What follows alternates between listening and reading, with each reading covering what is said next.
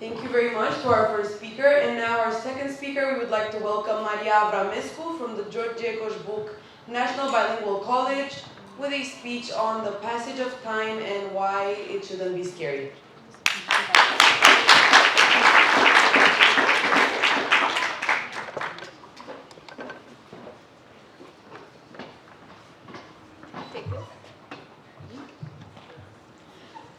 Okay, so what are you doing right now? No, seriously, in this very second, what are you doing? Let me answer that for you. You are sitting in an audience listening to a TED Talk. Now, depending on your personality and personal goals, you might consider this as making the most out of this moment. But be careful, because if you blink too hard, you will wake up in college.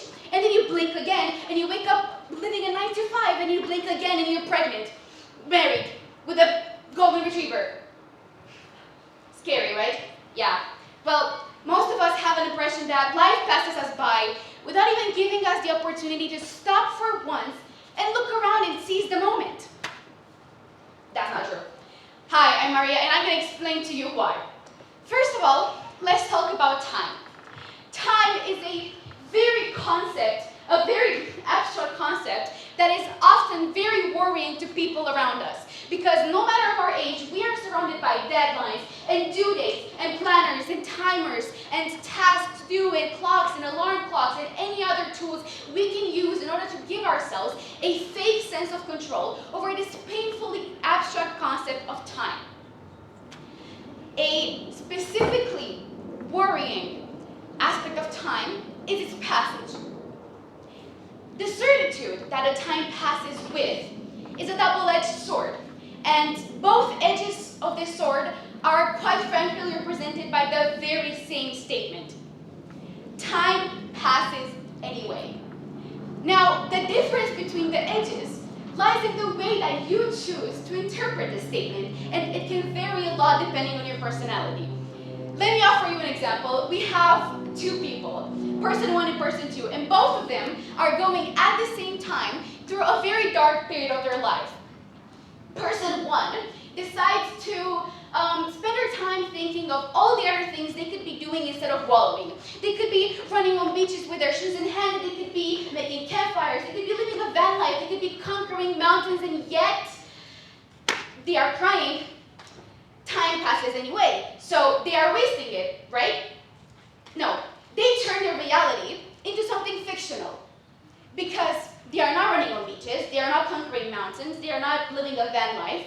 So the present, the only thing that they actually have grasp on, slowly fades into this constant regret of what could have been and fear of what could be.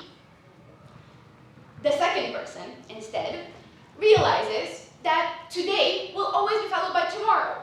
Tuesday will always be followed by Wednesday, and sunset will always be followed by sunrise. So in this constant new beginnings that we are offered along the way, there is a very small chance of brighter times not waiting for you. So he chooses to take things slowly, to actually seize the moment as it is, painfully, patiently wait for the future while still remaining rooted in the present. So what is the conclusion?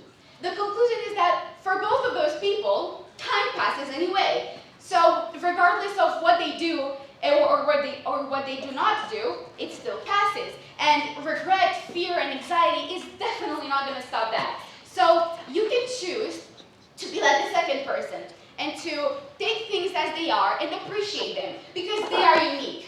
This moment that you're living in right now will never be the same again. Yes, you can have déjà vus in the future, live similar moments, but this moment, this very second that you are living in, is unique and it will never happen again. So, happy or not, productive or unproductive, joyful or sad, you should appreciate this.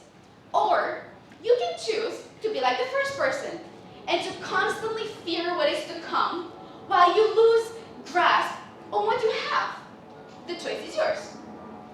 Now, a second concept that is often discussed alongside the notion of time is making the most out of this moment, living in the moment, Viva la vida loca or Carpe Diem, seize the second, these insanely commercialized notions and aspects are painfully toxic to the human brain. And let me explain to you why.